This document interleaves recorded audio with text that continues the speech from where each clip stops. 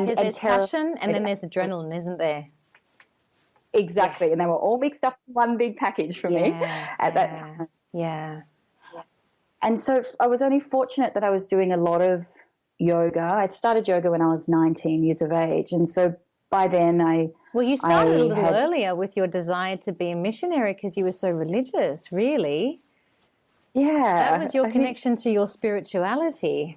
Yeah. Oh, from a very young age, actually. I had a father who is still quite a spiritual, deeply spiritual man. And so my whole upbringing, really, I was immersed in spirituality. So I was fortunate in that regard. It wasn't seen to be an odd thing, or it was very comfortably discussed around the dinner table. And so then I get into my early 30s, and I'm still doing beautiful things with Aboriginal communities and feeling very fulfilled in that regard. But I'm working really long hours. I mean, I to the point where, and I'm kind of taking pride in it at that point. Mm-hmm. I remember being invited to prepare a government submission to a parliamentary inquiry, and it was myself and one other co-author and a director overseeing the whole thing. And we worked for, I'll never forget this, 13 days for 14 to 16 hours every day. Oh, my goodness. Straight, not a day's break. Wow. And by the time we presented the submission to the inquiry and we sat in the inquiry, but the other author and myself, we had twitches in our eyes because we were so adrenalized and we'd been staring at screens for such a long time that we would. That nervous system was shot to pieces, wasn't it? Completely. Yeah. So needless to say, despite all of the yoga, I got sick. I got very sick. Yeah. I got chronic fatigue.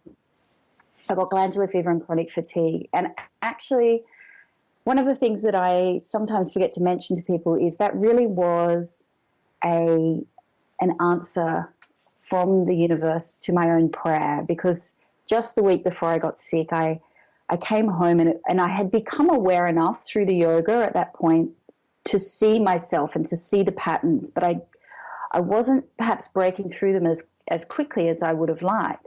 And so I just got on my knees one day and I said, help me to stop. I do not know how to stop. Yeah. And the universe, and then I suddenly panicked because I thought, oh my God, I've just given my a terrible disease. And so I said, okay, caveat. There's just a little caveat to they were a lawyer. There's a little caveat to that request. Please don't give me I really don't want to travel through some really long and protracted kind of life-threatening illness. That I don't feel like they're the lessons. I just need something to help me to stop. And of course, the next week I was diagnosed with glandular fever and I couldn't get out of bed for months. Yeah. And actually it kicked me off on a 4-year journey of recovery. I didn't realize it was 4 years. So the initial period was probably 6 to 12 months was very intense. I couldn't work at all for the first 3 to 4 months and then gradually moved my way back. But then I would, because I still had some lessons around stopping and around boundaries, I would get better and then I would start to build up and I'd start getting more and more busy and I'd think I'm back to normal, what was normal for me. And I'd crash again because I still hadn't learned the lessons. And that happened for 4 years until finally. I understand.